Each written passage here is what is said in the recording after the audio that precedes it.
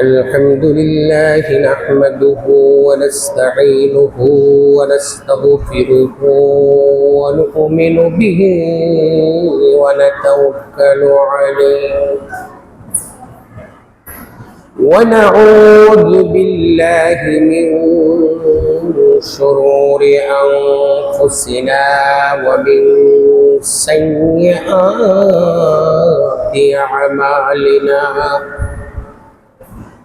من يهده الله فلا مضل له ومن يضلله فلا هادي له ونشهد أن لا إله إلا الله وحده لا شريك له ونشهد أن محمدا عبده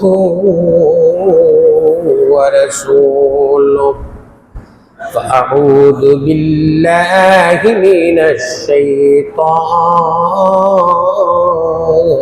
الرجيم بسم الله الرحمن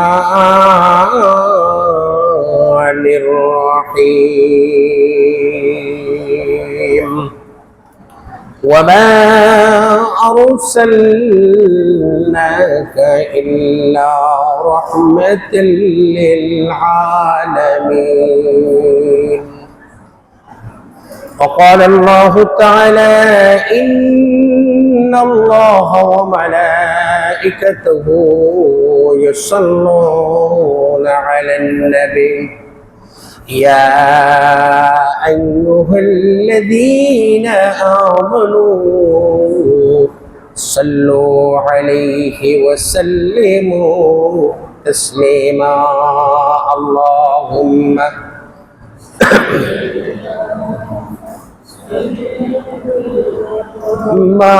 مولانا محمد وعلى آل سيدنا مولانا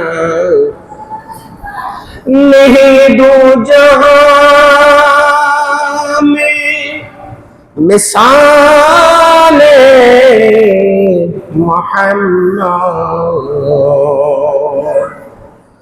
जमाले खुदा है कमाले मोहम्मद अल्लाहुम्मा सल्ली अला सय्यिदिना मौलाना मुहम्मद वअला आलि सय्यिदिना मौलाना मुहम्मद ने आकर कुफर को मिटाया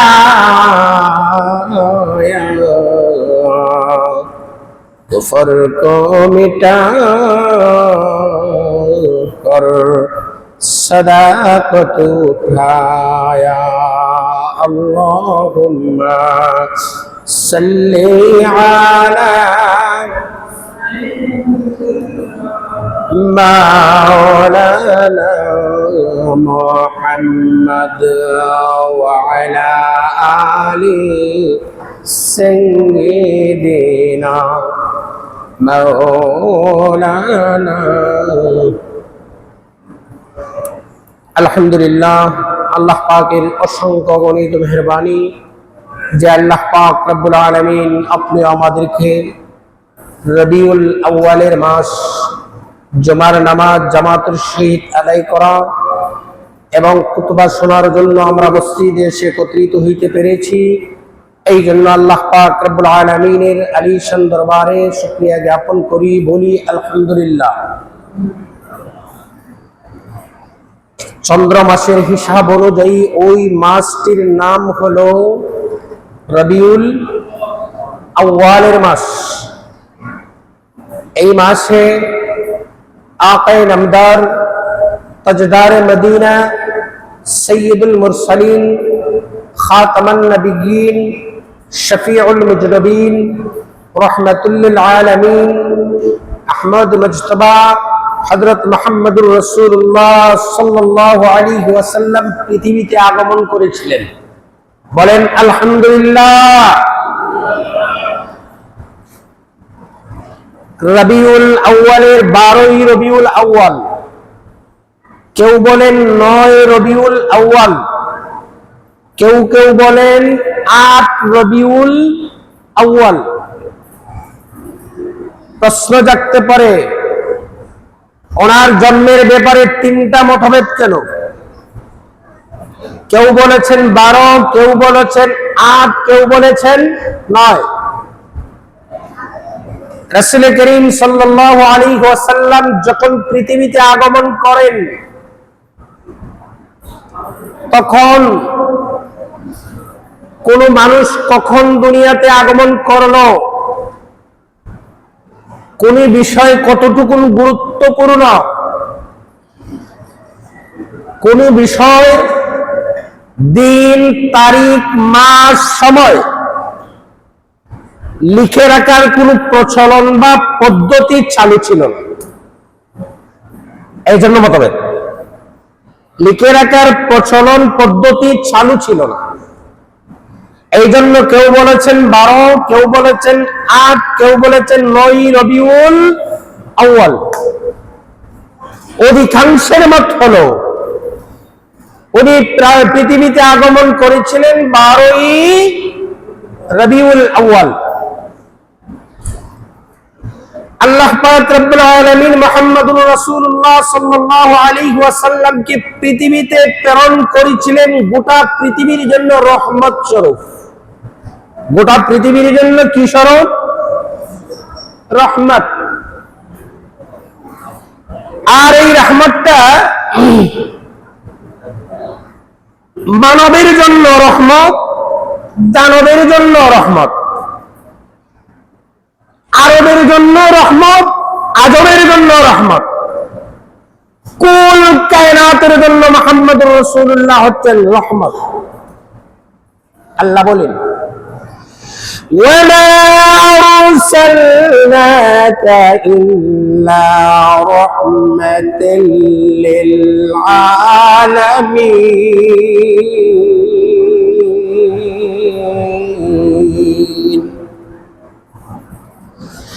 আমি আমার নবী রাসূল সাইয়্যিদুল মুরসালিন মুহাম্মদুর রাসূলুল্লাহ সাল্লাল্লাহু আলাইহি ওয়াসাল্লামকে গোটা পৃথিবীর জন্য রহমত স্বরূপ প্রেরণ করেছি। কবি বলেন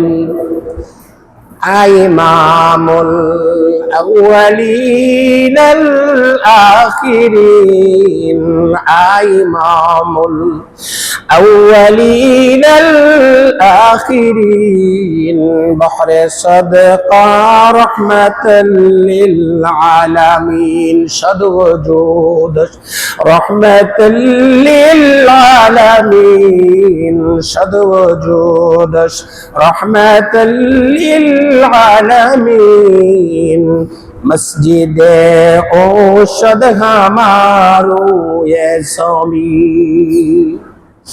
হে পৃথিবীর মানুষ, তোমরা জেনে রাখো, কবি বলেন আমার নবী মুহাম্মদুর রাসূলুল্লাহ সাল্লাল্লাহু আলাইহি ওয়াসাল্লামকে গোটা পৃথিবীর জন্য আল্লাহ রহমত স্বরূপ প্রেরণ করেছেন।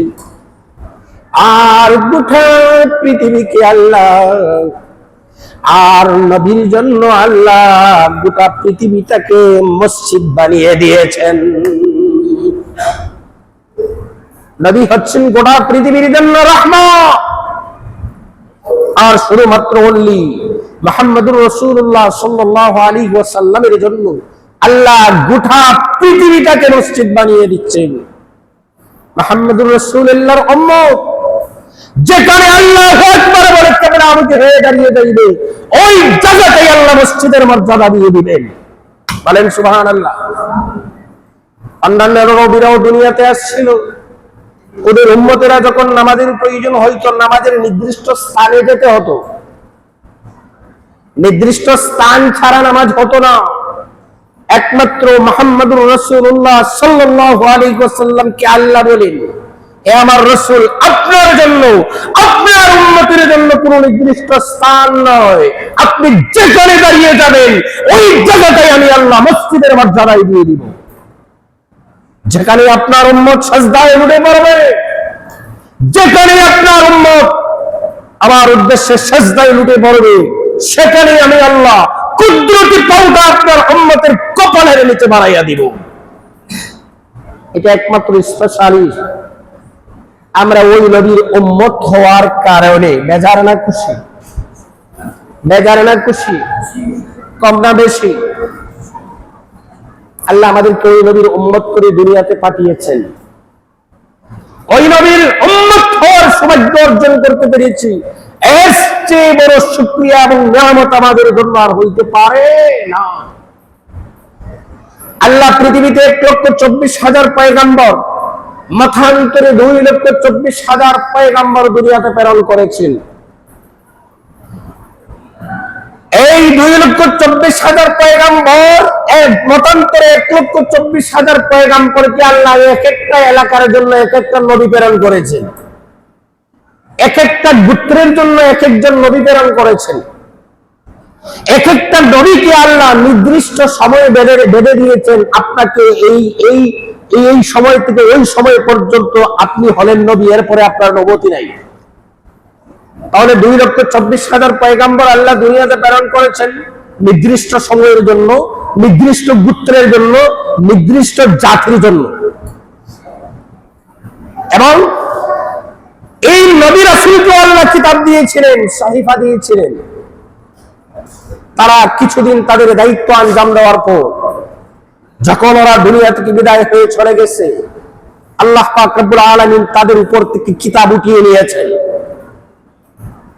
তোমাদের কিতাবের মেয়াদ শেষ, তোমার নবুয়তিও শেষ, তোমার নবীগিরিও শেষ, তোমার উপর থেকে আমি কিতাব উঠিয়ে নিলাম, এখন থেকে তোমার শরীয়ত বাতিল। নবীও দুনিয়াতে নাই, তার কিতাবও দুনিয়াতে নয়, তার শরীয়তও দুনিয়াতে নয়। আল্লাহ পাক রব্বুল আলামিন মুহাম্মদুর রাসূলুল্লাহ বলেন সাল্লাল্লাহু আলাইহি ওয়াসাল্লামকে দুনিয়াতে প্রেরণ করে আল্লাহ ঘোষণা করে দিলেন, আজ থেকে কিয়ামত পর্যন্ত আমি ওর সকল উম্মতের জন্য, গোটা জাহানের জন্য একমাত্র শ্রেষ্ঠ নবী এবং শেষ নবী হিসাবে আমি আপনাকে দুনিয়াতে প্রেরণ করলাম। এখন আর কেউ নবুয়তি চলবে না, এখন আর কাহারও কিতাব সহিফা দুনিয়াতে চলবে না। একমাত্র অনলি সকলের গ্রহণযোগ্য নবী হবেন আপনি, আর একমাত্র অনলি গ্রহণযোগ্য কিতাব হবে আপনার উপরে নাজিলকৃত কোরআন। অন্যান্য নবী রাসূল প্রেরণ করেছেন, আল্লাহ কিতাবও নিয়ে গেছেন, নবীও নিয়ে গেছেন, শরীয়তবাদ। আল্লাহ বলেন কিয়ামত পর্যন্ত গ্রহণযোগ্য ধর্ম হবে ইসলাম, গ্রন্থ হবে কোরআন, নবী হবেন মুহাম্মদুর রাসূলুল্লাহ সাল্লাল্লাহু আলাইহি ওয়াসাল্লাম। এখন ওই নবী মুসলমানের নবী, অমুসলমানের নবী, ইহুদির নবী, খ্রিস্টানের নবী, খ্রিস্টানের নবী, কোন কায়নাতের জন্য একমাত্র অনলি নবী হচ্ছেন মুহাম্মদুর রাসূলুল্লাহ সাল্লাল্লাহু আলাইহি ওয়াসাল্লাম। এখন যদি পূর্বের কোন নবীর উম্মত দুনিয়াতে বেঁচে থাকে, তাদের আওলাদ থাকে, ওই নবীও ফিরে আসতে হবে, আখির জামানার নবীর ধর্মে ফিরে আসতে হবে। পূর্বের নবীদের ধর্ম যদি তারা পালন করে, তারা হয়ে যাবে অভিশপ্ত, তারা ইহুদি এবং তারাই খ্রিস্টান। যারা এই নবীর নবুয়তকে অস্বীকার করবে, ফালানাতুল্লাহি আলাল কাফিরিন ফালাম্মা জাআকুম মা আরাফু কাফারু বিহি ফালানাতুল্লাহি আলাল কাফিরিন। যারা এই নবী আগমন করার পর ওই নবীর নবুয়তকে অস্বীকার করবে, ওই নবীর নবুয়তকে মানবে না, তারাই হবে আমি আল্লাহর কাছে অভিশপ্ত কাফের। আল্লাহ পাক রব্বুল আলামিন এই নবীকে দুনিয়াতে প্রেরণ করে বলেন, وَمَا أَرْسَلْنَاكَ إِلَّا كَافَّةً لِلنَّاسِ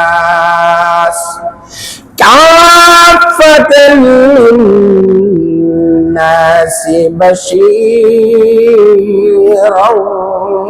ونذيرا আল্লাহ বলেন, হে নবী, আমি আপনাকে গোটা পৃথিবীর জন্য ভীতি প্রদর্শনকারী এবং সুসংবাদদাতা রূপে পৃথিবীতে প্রেরণ করলাম। আপনাকে সুসংবাদদাতা এবং ভীতি প্রদর্শনকারী হিসেবে দুনিয়াতে প্রেরণ করলাম। এখন থেকে কোনো মানুষ যদি নিজেকে দাবি করে আমি মানুষ, এখন থেকে যদি কোনো মানুষ নিজেকে দাবি করে আমি মানুষ, সে যে ধর্মের হোক, সে যে কোনো বর্ণের হোক, সে কালো হোক আর সাদা হোক, সে আসমানে থাকুক আর জমিনে থাকুক, সেই হবে এই মুহাম্মাদুর রাসূলুল্লাহর উম্মত। মানা না মানা তো মানুষের ইচ্ছা। আমি ইচ্ছা করলে আপনাকে মানবো, ইচ্ছা করলে আমি আপনাকে মানবো না। কিন্তু আল্লাহ বলেন, কোন মানুষ যদি আমার ওই নবীকে মানে না, ওই মানুষ কোনদিন মুসলমান হইতে পারে না। ওই মানুষ হবে ফালানাতুল্লাহি আলাল কাফিরিন, ওই মানুষ হবে আমি আল্লাহর কাছে সবচেয়ে বড় অভিশপ্ত। আল্লাহ বলেন, পৃথিবীতে কোনো মানুষ যেন বলতে না পারে আমার কাছে তো ভীতি প্রদর্শনকারী আসে নাই, সুসংবাদদাতা আসে নাই। আমরা তো ছিলাম অজ্ঞ, আমরা আখিরাত সম্পর্কে কোনো কিছু জানতাম না। আমাদেরকে জান্নাত জাহান্নামের ভয় প্রদর্শন করা হয় নাই, আমাদেরকে জাহান্নামের কথা বলা হয় নাই, আমাদেরকে পরকালের কথা বলা হয় নাই, হিসাবের দিনের কথা আমাদেরকে বলা হয় নাই। যদি আমাদের কাছে একজন দূত পা খবর যদি আমাদের কাছে পৌঁছিয়ে দেওয়া হতো, আমাদের কাছে যদি কোনো মানুষ এই ভয় প্রদর্শন করত, আমাদের কাছে যদি কোনো মানুষ ওই জান্নাতের সুসংবাদ দিত, পরকালের সুসংবাদ দিত, তাহলে আমরা মেনে নিতাম। আল্লাহ বলেন, কিয়ামত পর্যন্ত কোনো মানুষ যেন ওই উজর না দেখাইতে পারে যে আমার কাছে কোনো ওহী আসে নাই, আমার কাছে কোনো সুসংবাদদাতা আসে নাই, বিধি প্রদর্শনকারী আসে নাই। আল্লাহ বলেন, ওয়ামা আরসালনাকা ইল্লা কাফাতাল লিন্নাসি বাশীরাও ওয়া নাযীরা। আমি মুহাম্মদ রাসূলুল্লাহ সাল্লাল্লাহু আলাইহি ওয়াসাল্লামকে সুসংবাদদাতা এবং বিধি প্রদর্শনকারী হিসেবে দুনিয়াতে পাঠাইলাম, যেন আমার কাছে কোনো মানুষ বলতে পারে না যে আমার কাছে সুসংবাদদাতা আসে নাই। এই জন্য আল্লাহ পাক রব্বুল আলামিন আমাদেরকে অত্যন্ত দয়া করে আমাদেরকে ওই নবীর উম্মত বানিয়েছেন। এটা আল্লাহর পক্ষ থেকে আমাদের জন্য সবচেয়ে বড় গিফট, সবচেয়ে বড় উপহার, সবচেয়ে বড় দান হচ্ছে আমাদেরকে আল্লাহ ওই নবীর উম্মত করে দুনিয়াতে পাঠিয়েছেন। সকলে বলি আলহামদুলিল্লাহ। এই নবীর উম্মত হওয়ার কারণে আমি কোরআনের মতো কিতাব আমি পেয়েছি। ওই নবীর উম্মত হওয়ার কারণে আমি মুসলমানের ঘরে জন্ম নিতে পেরেছি। আল্লাহ যদি ইচ্ছা করতেন আমাদেরকে ইহুদি খ্রিস্টানের ঘরেও তো জন্ম দিয়ে দিতে পারতেন, ঠিক না বেটি? যদি জন্ম দিয়া দিতা বেদিনের কুলে, যদি জন্ম দিয়া দিতা বেদিনের কুলে, চির জাহান্নামী হইতাম এই জন্ম গেলে। যদি আল্লাহ ইহুদি খ্রিস্টানের ঘরে জন্ম দিতেন মৃত্যুর উপর জাহান্নামে, মুসলমানের ঘরে যেহেতু আল্লাহ জন্ম দিয়েছেন, যদিও জাহান্নামী হইতে পারে, জাহান্নামে জ্বলতে জ্বলতে মুসলমান হওয়ার কারণে আল্লাহ একদিন আমাকে জান্নাতে দেবেন। হাসরের ময়দানে ওই নবীর সুপারিশে আল্লাহ সৌভাগ্য করবেন। এর চেয়ে বড় পাওয়ার আর দুনিয়াতে কিছু হতে পারে না। এই জন্য আল্লাহ বলেন, দুনিয়ার মানুষ, তোমাদের কাছে সবচেয়ে বড় অনুগ্রহ হচ্ছে মুহাম্মদুর রাসূলুল্লাহকে নবী করে তোমাদের জন্য পাঠিয়েছেন। এই জন্য ওই অনুগ্রহের জন্য তোমরা শুকরিয়া আদায় করো এবং খুশি হও। আল্লাহ বলেন, কুল বিফাদলিল্লাহি ওয়া বিরাহমাতিহি ফাবিযালিকা ফালইফরাহু হুয়া খায়রুম মিম্মা ইয়াজমাউন। আল্লাহ বলেন ওই অনুগ্রহের প্রতি তোমরা খুশি হও যে অনুগ্রহ আমি আল্লাহ তোমাদেরকে দান করেছি। এর মধ্যে সবচেয়ে বড় অনুগ্রহ হচ্ছে তোমাদের জন্য আমি নবী মুহাম্মদকে রাসূল হিসেবে দুনিয়াতে প্রেরণ করেছি। আল্লাহ বলেন ওই রাসূল হিসেবে দুনিয়াতে প্রেরণ করার কারণে তোমরা কোরআন পেয়েছো। এই রাসূলকে দুনিয়াতে প্রেরণ করার কারণে তোমরা ইসলাম পেয়েছো। এই দুইটি নিয়ামত, একটা হচ্ছে কোরআন আর একটা হচ্ছে ইসলাম। কোরআনকে আমরা জীবনের গাইডলাইন হিসেবে পেয়েছি, কমপ্লিট কোড অফ লাইফ, জীবনের একটি গাইডলাইন হিসেবে কোরআনকে পড়েছি। জীবনের একটি পরিপূর্ণ জীবন বিধান হিসেবে আমরা কোরআনকে পেয়েছি এবং এমন একজন নবী পেয়েছি মুহাম্মদুর রাসূলুল্লাহ সাল্লাল্লাহু আলাইহি ওয়াসাল্লাম। মুফাসসিরিনে কেরাম ওই আয়াতের ব্যাখ্যায় বলেন আল্লাহ যে বলেছেন কুল বিফদলিল্লাহি ওয়া বিরাহমাতিহি, আল্লাহ বলেন ফজল দ্বারা আল্লাহ বুঝিয়েছেন কোরআনকে।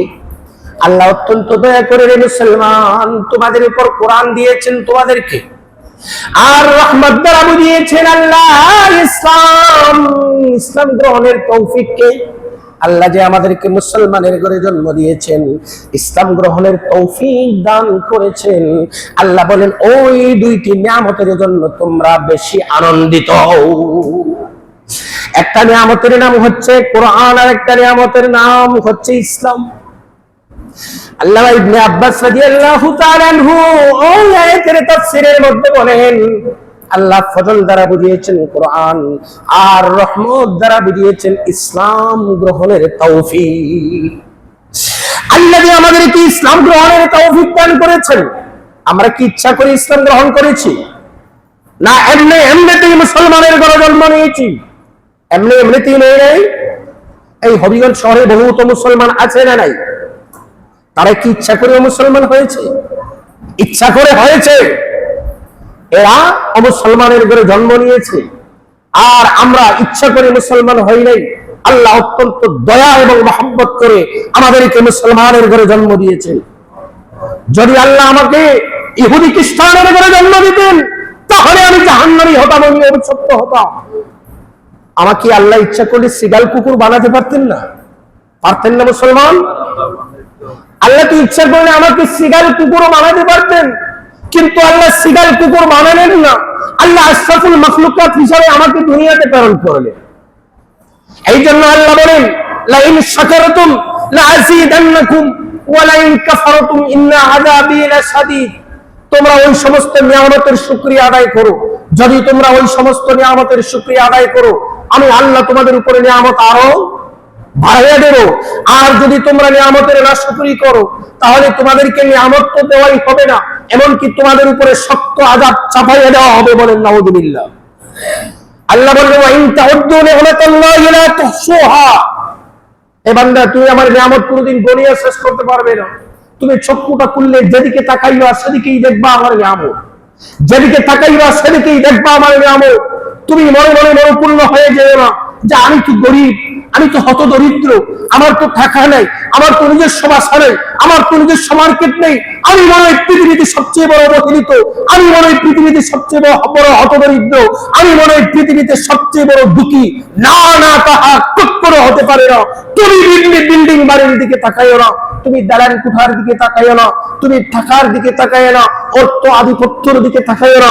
তোমার 3.5 হাত বডির দিকে তাকাও। 3.5 হাত বডির দিকে যদি তুমি তাকাও তাহলে দেখবে তুমি আল্লাহর নিয়ামত আদায় করার জন্য একটা নিয়ামতের শুকরিয়া আদায় করেই তুমি শেষ করতে পারবে না।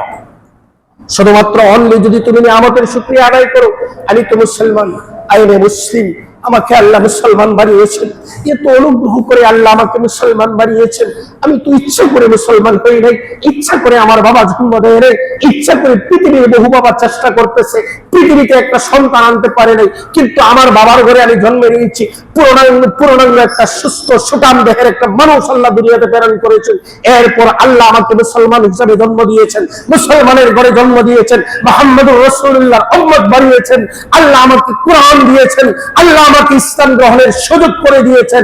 এর চেয়ে বড় নিয়ামত আর কখনো হইতে পারে না। এই জন্য আল্লাহ বলেন এই দুটি নিয়ামতের জন্য তোমরা শুকরিয়া আদায় করো। 1 নম্বর নিয়ামত হচ্ছে কোরআন, দুই নম্বর নিয়ামত হচ্ছে ইসলাম। কোরআন এবং ইসলাম আমরা পেয়েছি কার উসিলায়?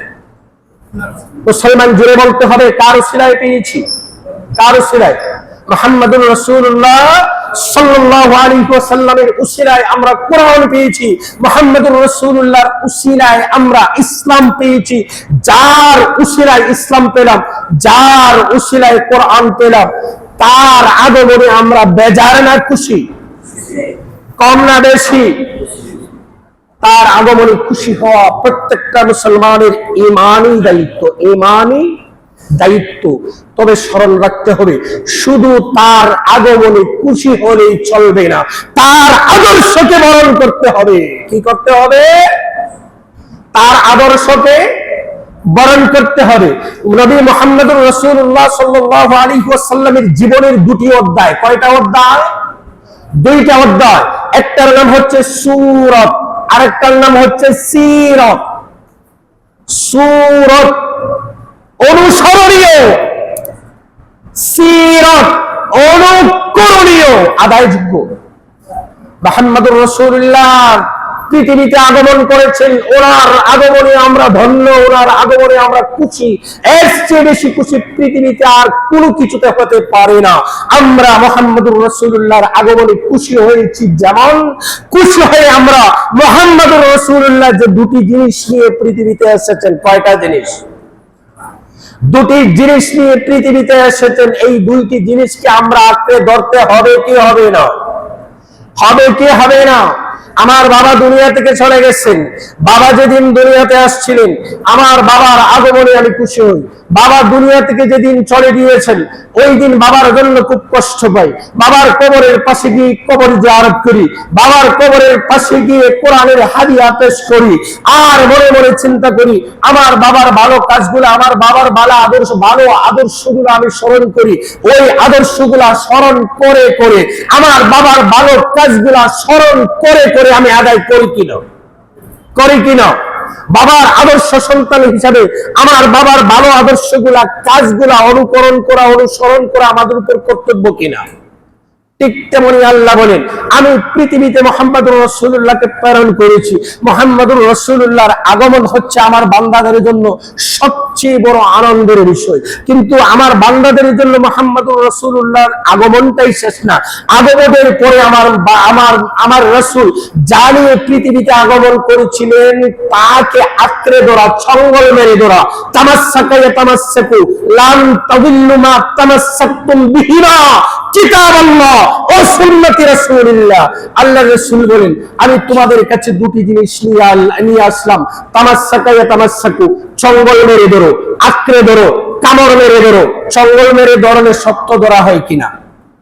অনেকে কয় না, এটা খাবলা মেরে ধরো রে, এর অর্থ বুঝাইতে চাই খুব শক্ত ধরা ধরবো। কামড় মেরে ধরবো, কামড় মারলে শক্ত ধরা হয় না নরম ধরা হয়? কামড় মারালে শক্ত দেওয়া হয়। এই জন্য আল্লাহ বলেছেন, লান তাদিল্লু মা তামাসসাকতুম বিহিমা কিতাবাল্লাহ ও সুন্নতি রাসূলিল্লাহ। আমি দুনিয়াতে আসলাম, রেখে নিয়ে আসলাম দুটি জিনিস। এই দুটি জিনিসকে তোমরা আঁকড়ে ধরবে। তামাসসাকা ইয়াতামাসসাকু, ছঙ্গল মেরে ধরবে, তোমরা কামড় মেরে ধরবে। কিতাবাল্লাহ, এক নম্বর হলো আল্লাহর পাঠানো নবীর উপর নাযিলকৃত কোরআন। এক নম্বর হলো কোরআন, কিতাবাল্লাহ ও সুন্নতি রাসূলিল্লাহ, মুহাম্মদুর রাসূলুল্লাহ সাল্লাল্লাহু আলাইহি ওয়াসাল্লামের সুন্নাত। তোমার ব্যক্তি জীবন থেকে তোমার রাষ্ট্রীয় জীবন পর্যন্ত, তোমার বাথরুমে ঢোকা থেকে মন্ত্রণালয়ে ঢোকা পর্যন্ত, তোমার ঘরের ভিতরে রান্নাঘর থেকে তোমার অফিস পর্যন্ত, সর্বক্ষেত্রে সব জায়গায় সকল অবস্থায় আল্লাহর রাসূলের সুন্নাতকে অনুসরণ করাই হচ্ছে উম্মতের জন্য ভালোবাসার সবচেয়ে বড় দাবি, সবচেয়ে বড় দাবি। আর যদি আমি এই মুহাম্মদুর রাসূলুল্লাহর এই আদর্শ সুন্নতকে লালন না করি, অনুকরণ না করি, তাহলে শুধু সূরতের প্রতি আমি ভালোবাসি, মুহাম্মদুর রাসূলুল্লাহর শুধু আগমনে আমি খুশি হই, ওই আগমনের খুশির দ্বারা আমি আল্লাহর কাছে নাজাত পাইতে পারি না। ওই আগমনে তো খুশি হয়েছিল আবু লাহাব। কি হয়েছিল? আবু লাহাবের কাছে যখন তার বান্দি গিয়ে বলল, এ আবু লাহাব, তোমার ভাতিজা জন্ম নিয়েছে। আবু লাহাব খুশি হয়ে বলেছিল, সুয়াইবা তার নাম ছিল, বান্দি খরিদা দাসী, বান্দে, তুই আমাকে আজকে এমন একটি শুভ সংবাদ শোনাইলে, আমার ভাইয়ের ঘরে, আমার বিধবা ভাবির ঘরে একটা সন্তান জন্ম নিয়েছে, ছেলে সন্তান জন্ম নিয়েছে। যা, তুই যেহেতু এই সুসংবাদটা শুনিয়েছ, আমি তোকে চিরজীবনের জন্য আজাদ করে দিলাম। আজাদ করে দিলাম। যে আঙ্গুল দিয়ে ইশারা করেছিল আল্লাহ রাসূল বলেন, ওই আবু জাহেলকে শাস্তি দেওয়া হবে, কিন্তু আবু জাহেল মাঝে মাঝে এই আঙ্গুলটা চুষে চুষে একটু শান্তি পাবে। কি পাবে? কি পাবে? শান্তি পাবে। কেন? ওই আঙ্গুল দিয়ে নবীর জন্য খুশি হয়ে ওই আঙ্গুল দিয়ে ইশারা করে বান্দিকে আজাদ করে ছিল, এই জন্য সে শান্তি পাবে। এই জন্য আমরা রাসূলের জন্মে খুশি হব, রাসূলের জন্মে আনন্দ হব, এটা আমাদের ঈমানের দাবি। যদি আমি আনন্দিত না হই, বোঝা গেল আমার ঈমানের মধ্যে ত্রুটি রয়েছে। আমরা আনন্দ হলেই শুধু চলবে না, আবু জাহেলের মতো, আবু লাহাবের মতো খালি আনন্দই হবে না। এই আবু লাহাব আনন্দ হয়েছিল মুহাম্মদুর রাসূলুল্লাহ যখন দ্বীনের দাওয়াত নিয়ে আসলেন এবং চাচা আবু লাহাবকে বললেন, ও চাচা আবু লাহাব, ও গোষ্ঠীর লোকেরা, তোমরা আসো, আমি আল্লাহর পক্ষ থেকে ঐশী বাণী নিয়ে এসেছি। তার গোষ্ঠীর লোকদেরকে একত্র করে যখন উনি বলেছিলেন লা ইলাহা ইল্লাল্লাহ কুলু তুফলিহুন, আবু লাহাব বলেছিল তাব্বাল্লাকা লিহাযা জামাতানা, হে ভাতিজা মুহাম্মদ, তুই কি আমাদেরকে এই জন্যই জমা করছিলে? তাহলে তুই যে হাত দিয়ে তুই এই ঐশী বাণী শুনিয়েছস, ওই হাতটা তোর ধ্বংস হোক। আল্লাহ বলেন, আমার রাসূল ধৈর্য ধরেছেন, আমার রাসূল চাচার প্রতি উত্তরে কোনো বেয়াদবি করেন নাই, কোনো কথা বলেন নাই। রাসূল ধৈর্য ধরে নেও, আমার আল্লাহ কি ধৈর্য ধরতে পারেন? আমার আল্লাহ তো ধৈর্য ধরতে পারেন না। আমার আল্লাহ একটা পূর্ণাঙ্গ সূরা পৃথিবীতে পাঠিয়ে দিলেন, বলেন তাব্বাত ইয়াদা আবি লাহাব ওয়া তাব। এ আবু লাহাব, তুই বলেছস আমার রাসূল ধ্বংস হয়ে যাইতে, আমার রাসূল তো ধ্বংস হবে না, তোর দুনো হাত ধ্বংস হবে। মুহাম্মাদের দুনো হাত ধ্বংস হইতে পারে না, মুহাম্মদ কোনদিন ধ্বংস হইতে পারে না। ওয়া রাফা'না লাকা যিকরাক, কিয়ামত পর্যন্ত আমি তার মর্যাদাকে সমুন্নত করে রাখবো। ধ্বংস হবে তুই আবু লাহাব, ধ্বংস হবে তোর স্ত্রী, ধ্বংস হবে তোর আওলাদ, ধ্বংস হবে তোর মাল, ধ্বংস হবে তোর সম্পদ, তুই আবু লাহাবের সবকিছুই ধ্বংস হয়ে যাবে, কিন্তু আমি মুহাম্মদকে, মুহাম্মাদের নামকে এমন ভাবে সমুন্নত করে রাখবো, পৃথিবীতে এমন কোন সেকেন্ড থাকবে না, পৃথিবীতে এমন কোন মেরিট থাকবে না আশহাদু আন্না মুহাম্মাদুর রাসূলুল্লাহ বলবে না। আল্লাহ এটা সমুন্নত করে রেখেছেন কিনা? পৃথিবীর টাইমটাকে পৃথিবী ঘুরতেছে, পৃথিবী সূর্যের চতুর্দিকে ঘুরে। কেউ বলে সূর্য পৃথিবীর চতুর্দিকে ঘুরে, যেটাই বলি পৃথিবী ঘুরতেছে ঘূর্ণায়মান হিসাবে। একদিকে সকাল হয়, আরেকদিকে একটু পরে সকাল হয়, আরেকদিকে একটু পরে সকাল হয়, আরেকদিকে একটু পরে সকাল হয়। এইভাবে প্রতিটি সেকেন্ডে, প্রতিটি মিনিটে ঘূর্ণায়মান হিসাবে প্রতিদিন ফজরের আযান হচ্ছে, আসসালাতু খায়রুম মিনান নাওম, আশহাদু আন্না মুহাম্মাদুর রাসূলুল্লাহ। আল্লাহ বলেন ওয়া রাফা'না লাকা যিকরাক, আমি আল্লাহ তার নামকে সমুন্নত করে রাখবো। এই জন্য আমাদের রাসূল করিম সাল্লাল্লাহু আলাইহি ওয়াসাল্লামের জীবন থেকে শিক্ষণীয় দুটি রাসূলের জীবনের একটা অধ্যায়ের নাম হলো সূরাতুন নবী, আর একটা অধ্যায়ের নাম হলো সিরাতুন নবী। সূরাতুন নবী, রাসূলের জন্মে আমরা খুশি হয়েছি, রাসূলের জন্মে আমরা গর্বিত হয়েছি। এমন রাসূলের উম্মত হিসাবে পৃথিবীতে পাঠিয়েছেন। 2 রাকাত নামাজ পড়ে সিজদায় পড়ে চোখের পানি ফেলতে হবে, আল্লাহ তোমার শুকরিয়া কিভাবে আদায় করব? ওই নবীর উম্মত করে তুমি দুনিয়াতে পাঠিয়েছো, ওই নবীর উম্মত করে তুমি দুনিয়াতে পাঠিয়েছো। আজকে যদি তুমি আমাকে ইহুদি খ্রিস্টান বানাইতা, আমার কিছু করার ছিল না। বিনা দরখাস্তে তুমি নবীর উম্মত করেছো, বিনা দরখাস্তে তুমি নবীর উম্মত করেছো, বিনা দরখাস্তে তুমি মুসলমানের ঘরে জন্ম দিয়েছো, বিনা দরখাস্তে আমাকে তুমি কোরআন গাইডলাইন হিসেবে দিয়েছো, বিনা দরখাস্তে ওই নবীর উম্মত করে দুনিয়াতে পাঠিয়েছো। এর বড় শুকরিয়া, এর চেয়ে বেশি শুকরিয়া পৃথিবী আর কিছু হইতে পারে না। মনে মনে প্রতিজ্ঞা নিতে হবে, আল্লাহ রাসূলের কত সুন্নতকে পরিত্যাগ করেছি, রাসূলের কত সুন্নতকে জীবনে ছেড়েছি, রাসূলের আদর্শ অনুযায়ী নিজের জীবনটা পরিচালনা করি নাই। আজকে প্রতিজ্ঞাবদ্ধ হলাম, আমার জীবনের কোন একটি কর্মকাণ্ড রাসূলের আদর্শের বাহিরে যাব না, রাসূলের আদর্শের বাহিরে করব না। আল্লাহ রাসূল সাল্লাল্লাহু আলাইহি ওয়াসাল্লাম বলে, আমার কোন উম্মত যদি ওই প্রতিজ্ঞা করতে পারে, ওই ইরাদা করতে পারে, আমার আদর্শ অনুযায়ী বাথরুমের ভিতরে প্রবেশ করে, আমার আদর্শ অনুযায়ী বাথরুমের ভিতরে প্রবেশ করে, বাথরুমের ভিতরে যদি আমার ওই উম্মত স্টুপ করে মারা যায়, আল্লাহ বলে ওই রাসূলের উম্মত আমার নবীর আদর্শে বাথরুমে প্রবেশ করার কারণে বাথরুমের ভিতরে মৃত্যু হলে তার মরণ হবে শহীদি মরণ, আর মরণ হবে শহীদি মরণ। আর সুন্নত তরিকার বাহিরে যদি সে মসজিদের ভিতরে প্রবেশ করে আর মসজিদের ভিতরে মারা যায়, ঈমান না নিয়ে দুনিয়া থেকে যায়, আল্লাহ বলেন সে সুন্নত তরিকায় না ঢোকার কারণে মসজিদের ভিতরে মরণ হলে তার মরণ হবে জাহান্নামী। আল্লাহ পাক রব্বুল আলামিন আমাদেরকে রাসূলের আদর্শে পরিপূর্ণ অনুপ্রাণিত হয়ে রাসূলের আদর্শের প্রতিটি ক্ষেত্রকে আমার জীবনে বাস্তবায়ন করে দুনিয়া থেকে